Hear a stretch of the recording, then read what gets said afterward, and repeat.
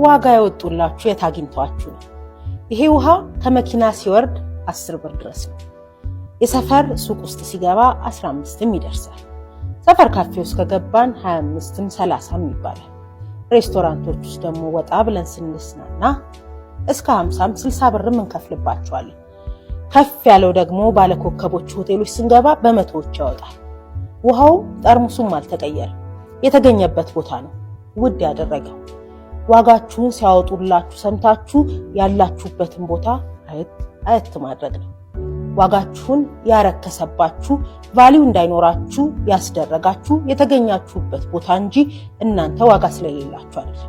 ታዲያ 10 ብር ከምታወጡበት ሰፈር በመቶዎች ወደሚከፈልበት ሰፈር ከፍ ብላችሁ መኖር ትችላላችሁ። ውሃው ጠርሙሱም ሳይቀየር የተገኘበት ቦታ ግን ዋጋውን ውድ አድርጎታል። መገኛችሁን ውድ አድርጉት። ወዳችኋለሁ።